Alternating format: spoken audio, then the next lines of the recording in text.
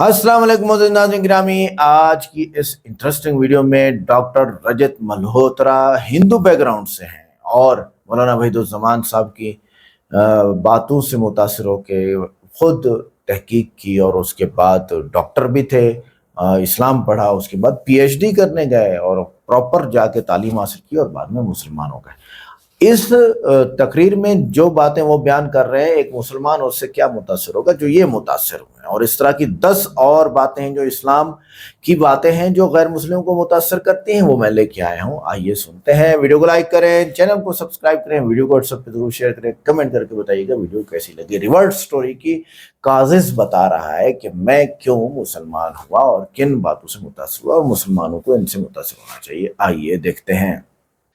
और आज का टॉपिक भी बहुत मुनासिब है, क्योंकि मौलाना वहीदुद्दीन खान साहब हमेशा कहा करते थे कि पीस इज सम्मम बोनम, यानी अमन सबसे बड़ी भलाई है। मैं अपना एक छोटा सा पर्सनल एक्सपीरियंस सब लोगों के साथ शेयर करना चाहूँगा। मौलाना वहीदुद्दीन खान साहब, जैसे आप जानते हैं, मेरे गुरु थे। उनसे इंस्पायर होके मैंने पीएचडी इस्लाम में पीएचडी करने का फैसला किया। लेकिन पीएचडी के लिए मुझे पहले एमए इस्लामिक स्टडीज़ में एडमिशन लेना था, क्योंकि मेरा बैकग्राउंड इकोनॉमिक्स और एमबीए का था, इस्लाम का नहीं। काफ़ी सर्च और रिसर्च के बाद मुझे MA Islamic history Kerala university में एडमिशन मिला।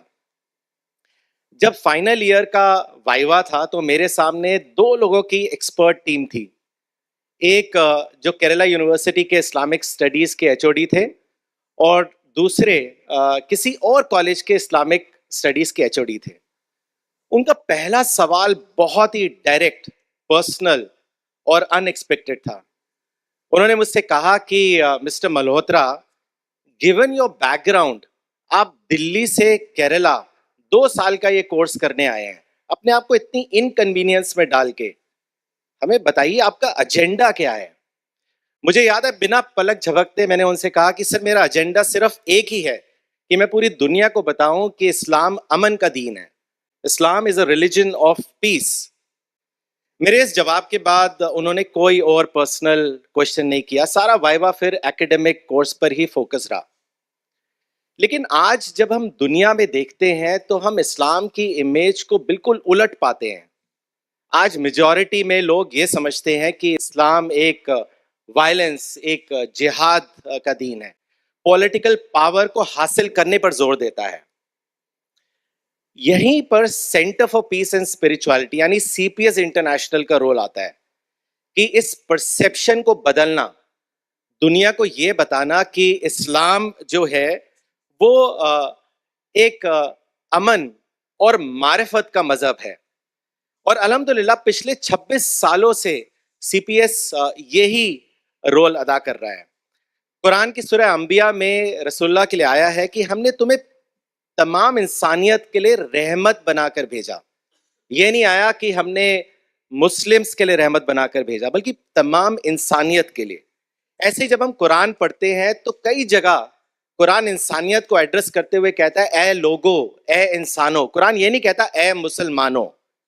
लेकिन दुनिया का बहुत बड़ा हिस्सा आज भी यही समझता है कि कुरान मुस्लिम्स की किताब है, अल्लाह सिर्फ मुस्लिम्स के लिए है, प्रॉफिट सिर्फ मुस्लिम्स के प्रॉफिट है।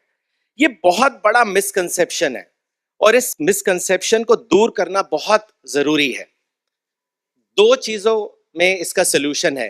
पहला ये कि कुरान और सुन्ना की हिकमत को पूरी इंसानियत के सामने मॉडर्न अंदाज में प्रेजेंट करना, और दूसरा अपना रवैया और अखलाक इस तरह करना जो एक रूहानी जिम्मेदारी का आईना हो। तभी इस्लाम की इमेज पॉजिटिव बन सकती है। मैंने मौलाना वहीदुद्दीन खान साहब को बहुत क्लोजली ऑब्जर्व किया। उनके साथ मेरे कई सफ़र हुए। एक सफ़र हमारा अमेरिका में हुआ। ख्वाजा कलीमुद्दीन साहब यहाँ बैठे हुए हैं, आपने उनको सुना भी। उन्होंने सारा प्रोग्राम कोऑर्डिनेट किया था। एक प्रोग्राम उन्होंने चर्च में रखवाया। चर्च में मौलाना साहब की तकरीर के बाद जब सवाल जवाब सेशन हुआ तो वहाँ के क्रिश्चियन प्रीस्ट ने कहा कि मौलाना साहब, जीसस क्राइस्ट की एक बहुत मशहूर सेइंग है, लव योर एनिमी। क्या इस्लाम में भी ऐसी कोई टीचिंग है? تو مولانا نے کہا بالکل ہے. پھر مولانا نے سورہ فصیلت کی وہ آیت بتائی جو یہاں پہ بھی ہے کہ اچھائی اور برائی برابر نہیں ہوتی. برائی کو تم اس چیز سے ٹال دو جو بہتر ہو, پھر تم دیکھو گے کہ جو کبھی تمہارا دشمن تھا وہ تمہارا گہرا دوست بن جائے گا. مولانا صاحب نے پھر بتایا کہ قرآن یہ سیکھ دے رہا ہے کہ ایکویشن دشمن اور دوست کی نہیں ہے, اصل ایکویشن دوست اور پوٹینشل دوست کی ہے. ہمارا کام یہ ہے کہ اس پوٹینشل دوست کو ایکچوئل دوست بنانا. مولانا صاحب کی اس تقریر اور سوال جواب کا اتنا زبردست اثر پڑا کہ وہ کھڑے ہو گئے اور انہوں نے بولا کہ مولانا صاحب بتائیے کیسے ہم آپ کے مشن کے ہاتھ اور پاؤں بن سکتے ہیں. اور یہی نہیں, انہوں نے وہاں کے لوکل پیپر میں باقاعدہ مولانا صاحب کی فوٹو کے ساتھ ان کی باتیں, اسلام کی باتیں بھی چھاپی. ہمارے لیے بہت بڑا ڈیمونسٹریشن تھا کہ آپ دلوں کو جیت سکتے ہیں صرف پیسفل ڈائلاگ سے. یہاں پہ میں قرآن کی 2 آیتیں آپ سب لوگوں کو یاد دلانا چاہوں گا.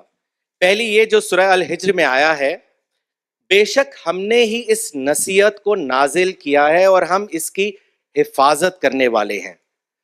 دوسرا سورہ ال عمران میں آیا ہے, اگر تم صبر کرو اور اللہ سے ڈرتے رہو تو ان کی سازشیں تمہیں ذرا بھی نقصان نہیں پہنچائیں گی. جو کچھ وہ کرتے ہیں اللہ اس سب کو علم میں لیے ہوئے ہیں. اس کا مطلب بالکل صاف ہے کہ اسلام کبھی خطرے میں نہیں آ سکتا کیونکہ اللہ نے خود قرآن کی ذمہ داری لی ہے. اور دوسرا, کسی اور کی سازش اسلام کو خطرے میں نہیں ڈال سکتی. شرط صرف یہ ہے کہ دائی اپنا کام صبر اور تقوی کے ساتھ کرتا رہے. اگر رزلٹ کچھ اور آ رہا ہے تو یہ انٹروسپیکشن کرنے کی بات ہے کہ غلطی کہاں ہو رہی ہے, کیونکہ قرآن کبھی غلط نہیں ہو سکتا. دائی کا اصلی کام ہے کہ قرآن میں بیان کیا ہوا کریشن پلان یعنی خدا کا کیا تخلیقی پلان ہے اس کو انسانیت تک پہنچانا. ہر دور میں خدا نے اپنے دین کے لیے اپرچونٹیز پیدا کری ہیں. آج ٹیکنالوجی اور اے آئی کا دور ہے. کوئی بھی انسان دنیا کے کسی کونے میں بھی اپنا پیغام آسانی سے پہنچا سکتا ہے. اب ذرا سوچئے کہ جب عقبہ بن نافع جو ایک تابعی تھے نارتھ افریقہ کے کیمپین کے دوران جب وہ اٹلانٹک اوشن تک پہنچ گئے تو انہوں نے یہ کہا تھا کہ اے میرے رب, اگر میں جانتا ہے سمندر کے اس پار لوگ رہتے ہیں جہاں تیرا پیغام پہنچا سکتا ہوں تو میں اپنے گھوڑے کو اس دریا میں ڈال دیتا. آج پوری دنیا ڈسکور ہو چکی ہے. the entire world is known to one another. تو عقبہ ابن نافع والی اسپرٹ کے اعتبار سے ہمیں اپنے ریسورسز کے گھوڑے کو انسانی دریا میں ڈالنا ہے. سورہ الحج میں ہے جو اللہ کے دین کی مدد کرتے ہیں اللہ ان کی مدد کرتا ہے. اسلامک ریولوشن دراصل ایک سائیکولوجیکل ریولوشن ہے, پولیٹیکل ریولوشن نہیں. اور یہ ریولوشن انسان کے اندر پیدا ہوتی ہے. اس لیے اسلام کا حقیقی انقلاب بھی فرد کی سطح پر ہوتا ہے. جب فرد بدلتا ہے تو معاشرہ واقعی بدلتا ہے. تو اس لیے لیڈرشپ بہت امپورٹنٹ ہو جاتی ہے. لیڈرشپ کا میرا مطلب ہے علماء لیڈرشپ, علماء گائیڈنس. حدیث میں آتا ہے کہ علماء انبیاء کے وارث ہوتے ہیں. انبیاء نے دینار اور درہم نہیں چھوڑے, علم چھوڑا ہے.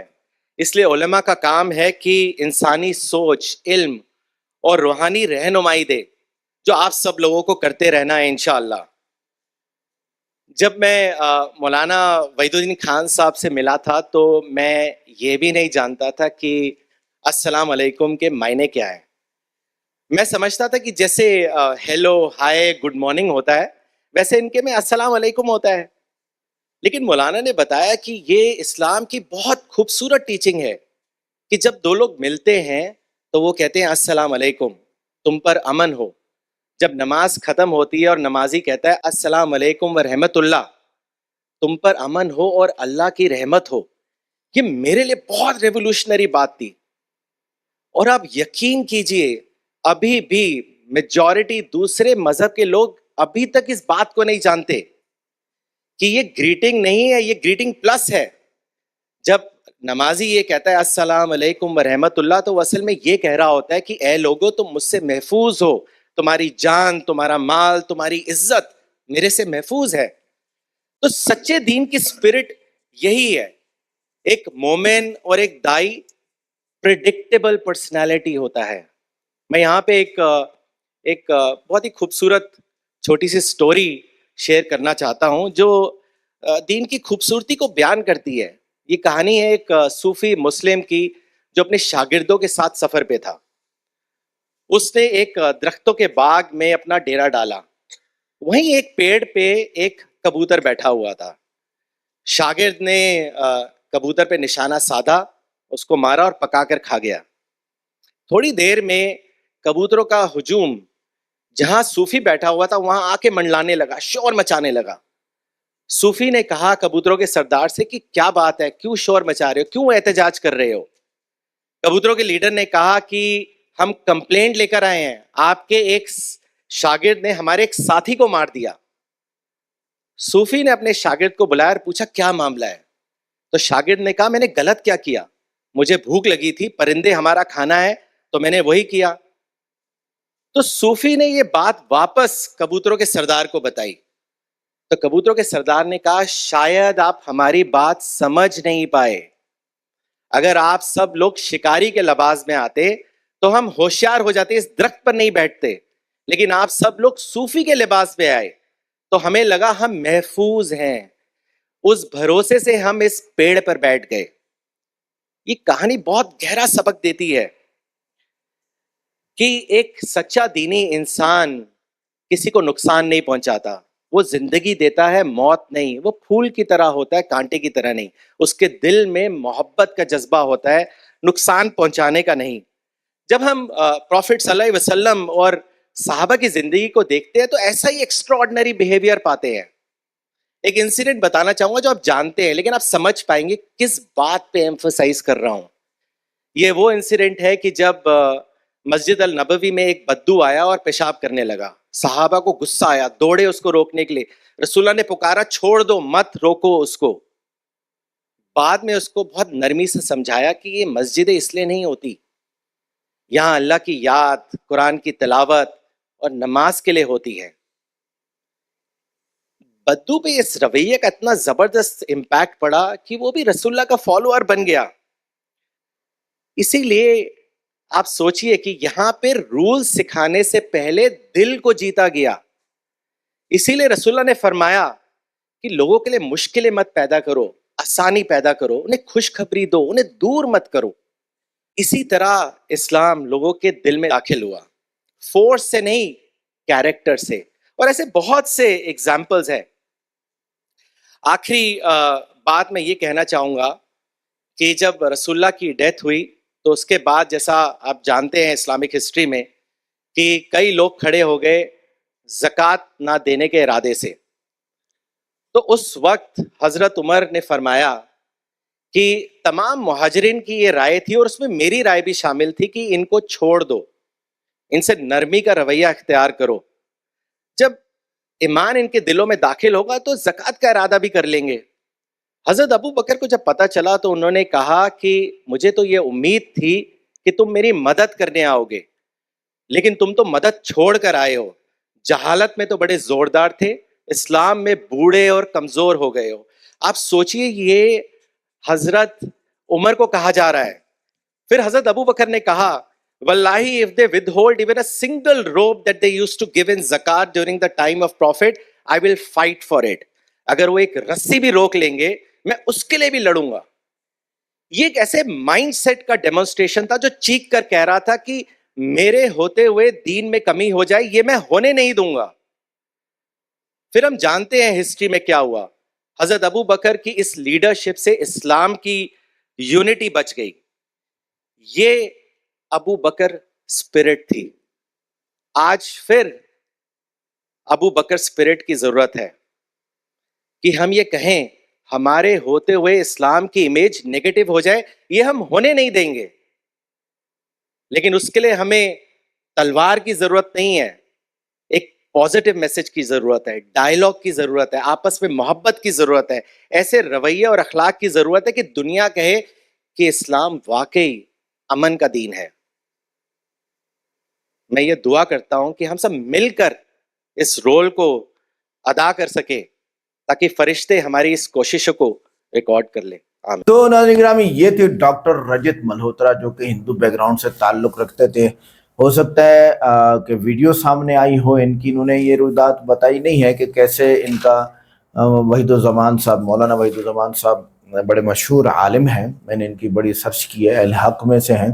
کہیں پہ اگر کسی کا کوئی عالم کا یا ان کی اختلافی بات ہو تو شاید ہم اس سے اتفاق نہ کریں، لیکن ڈاکٹر رجت ملہوترا صاحب جو ہے وہ اس وقت مسلم ہیں، وہ ہندو بیک گراؤنڈ سے. اور دیکھیں یہاں پر اس تقریر کے بعد بھی کسی نے ان پہ آنکھ نہیں اٹھائی، کیونکہ ڈاکٹر ہیں، پی ایچ ڈی ڈاکٹر ہیں اور وہ قائل کر سکتے ہیں. انہوں نے ایسی گہری باتیں اور مثالیں دی ہیں کہ میں خود سمجھتا ہوں کہ دیکھیں سامنے والے جتنے بھی مسلم بیٹھے ہیں کسی نے واہ واہ نہیں کی، کیونکہ وہ بچپن سے یہ باتیں سن رہے تھے. لیکن ڈاکٹر رجت ملہوترا کے دل میں ان باتوں کا بڑا اثر نظر آیا ہے، اور واقعی جو ہے وہ برائی کو اچھائی سے دور کرو اور ہمیشہ وہ آپ کا دوست بن جائے گا. کیا کمال اللہ تعالیٰ نے جو ہے وہ سائیکالوجی انسان کی سامنے رکھتے ہوئے یہ بات فرمائی ہے کہ آپ ایسے لوگوں کے ساتھ کریں. لیکن یہاں پر ایک بات اور ہے کہ ہمارے بیچ میں عورتیں ہیں، اور جب آپ کی شادی ہوتی ہے اور عورت آپ کے ساتھ ایسا کام کرتی ہے نا، اور آپ کی ماں اور آپ کی بہن اور آپ کی اولاد کو غلط تربیت دینا اور جناب والا آپ کے آس پاس لوگوں کو برا سمجھنا، مطلب یہ ہے کہ آپ کو مسلمان رہنے ہی نہیں دیتی. ایسی عورت کا کیا علاج؟ سائڈ پہ کریں، آگے چلیں. اچھا جی، تو یعنی عورت کو سائڈ پہ کر دیں، دوسری لے آئیں، ٹینشن ختم. بس آپ جن چیزوں کو بھانپ کے اس کا خیال رکھیں گے وہ ساری چیزوں کو وہ رچ گٹ کر رہے، آخر میں آپ کو ایک کمرے کے کونے میں ڈال دے گی. روٹی پوچھنے والا کوئی نہیں ہوگا، یاد رکھیے گا. تو یہاں یہ بات لازمی ہے، عورت سے جتنا اخلاقیات آپ رکھو گے بد اخلاقی سے دور نہیں آئے گی. بس یہ اللہ کا فیصلہ ہے. تو آپ یقیناً اعلیٰ درجے اخلاق والے. سورہ قلم آیت نمبر 68. حدیث میں اچھے اخلاق کی تکمیل کے لیے بھیجا گیا ہوں، نبی علیہ السلام نے فرمایا. مسند احمد. نتیجہ رسول اللہ صلی اللہ علیہ وسلم حسن اخلاق سے بے شمار لوگ اسلام کی طرف راغب ہوئے. ایک واقعہ مجھے یاد ہے رسول اللہ صلی اللہ علیہ وسلم کا جو حیات الصحابہ میں لکھا ہوا ہے، اور وہ یہ ہے کہ ایک کافر رسول اللہ صلی اللہ علیہ وسلم کا مہمان ہوا. پہلا تو اس نے کام یہ کیا کہ رات کو سارے گھر کا کھانا کھا لیا، اتنا کھایا اس نے. پھر اس کا پیٹ خراب ہوا اور بستر خراب کر دیا. رسول اللہ صلی اللہ علیہ وسلم صبح نماز پڑھ کے یا نماز پڑھ کے تشریف لائے تو آپ نے دیکھا یہ حال ہے، اور وہ بھاگ چکا تھا، وہاں سے چلا گیا تھا اور اپنی تلوار بھول کے گیا تھا یا ڈھال کچھ سامان بھول گیا. وہ آپ صلی اللہ علیہ وسلم نے خود اس گندگی کو صاف کیا. سید الانبیاء آدم علیہ السلام سے لے کر 1,25,000 انبیاء اور ان سب کے سردار نے یہ اخلاقیات دکھا. جب وہ اپنا سامان بھولا تھا، وہ لینے آیا، دیکھا کہ وہ دھلائی کر رہے رسول اللہ صلی اللہ علیہ وسلم، تو وہ مسلمان ہوا، بہت متاثر ہوا. تو یہ اخلاقیات، یہ ایک مثال ہے رسول اللہ صلی اللہ علیہ وسلم کے اخلاقیات میں، اور بہت ساری مثالیں. ساری زندگی اخلاقیات سے بڑی ہے، اس لیے اللہ تعالیٰ نے قرآن کہا آپ بہت بڑے اخلاق والے ہیں، اس طرح قرآن دین پھیلائیں. دیکھیں ایک بات تو ڈاکٹر رجت ملہوترا نے بات بیان کی، دوسری میں بیان کر رہا ہوں. تیسری ہے کہ قرآن اپنے رب کے راستے کی طرف حکمت اور اچھی نصیحت کے ساتھ بلاؤ. قرآن کہتا ہے سورہ نحل آیت نمبر 125. اور تیسرا یہ ہے کہ یقیناً تمہارے لیے رسول اللہ میں بہترین نمونہ ہے. سورہ احزاب آیت نمبر 33. اور اسی طرح اگر تم شک میں ہو تو اس جیسی ایک صورت لے کے آؤ، دکھاؤ. یہ بھی ایک معجزہ ہے، یعنی لوگوں کو کافروں کو متاثر کرنے کے طریقے بیان کر رہا ہوں. پانچواں ہے چاند پھٹ گیا، وانشقت القمر. صحیح سورہ قمر. اور دیکھو ڈاکٹر رجت ملہوترا نے جو پی ایچ ڈی کی ہے تو قرآن سارا آتا ہے، اور ان سارے معجزات پہ یہ ایمان لائے تو آج مسلم ہے، آج یہ مسلمان ہے. سر چھوٹا آدمی نہیں ہے یہ آپ کے سامنے جو کھڑا ہے، یہ ہندو بیک گراؤنڈ سے مالدار آدمی، ڈاکٹر، اور پھر اپنی اسلامیات اور پی ایچ ڈی کے ذریعے سے مسلمان ہونا بڑی بات ہے. اللہ تعالیٰ ایسا ایمان ہمیں بھی نصیب عطا فرمائے. اور چاند پھٹ گیا، یعنی چاند کے 2 ٹکڑے ہوئے تھے رسول اللہ صلی اللہ علیہ وسلم کے دور مبارک میں. اس کو آپ ہندو نہیں مانتا تو نہ مانے، عدل و انصاف پڑھو گے تو مان جاؤ گے. بے شک اللہ انصاف اور احسان کا حکم دیتا ہے. سورہ نحل آیت نمبر 90. اچھا، یہاں پر مساوات اور اخوت کے ذریعے سے بھی لوگ متاثر ہوئے. بے شک تمام مومن آپس میں بھائی بھائی ہیں. آپ بتائیں، تو مالدار، خوبصورت اور اچھے بڑے قبیلے کا یہ سب چھوٹے خوبصورت بدصورت سب کے ساتھ برابر ہیں. اسی طرح حدیث بھی آئے کہ کسی عربی کو اجمی پر اور کسی اجمی کو عربی پر کوئی فضیلت نہیں ہے. بڑے بڑے فارمولے ہیں جو غیر مسلموں کو متاثر کرتے ہیں. صحابہ کرام کی قربانیاں اور تبلیغ میری طرف سے ایک آیت ہی کیوں نہ ہو پہنچا دو، بلغوا عنی ولو آیا، یہ حجۃ الوداع پہ فرمایا. اور صحیح بخاری میں یہ حدیث موجود ہے. اب اس سے بھی ایک فارمولہ نکلتا ہے کہ اسی طریقے سے تو اسلام آج تک 14 سال بچا ہوا ہے.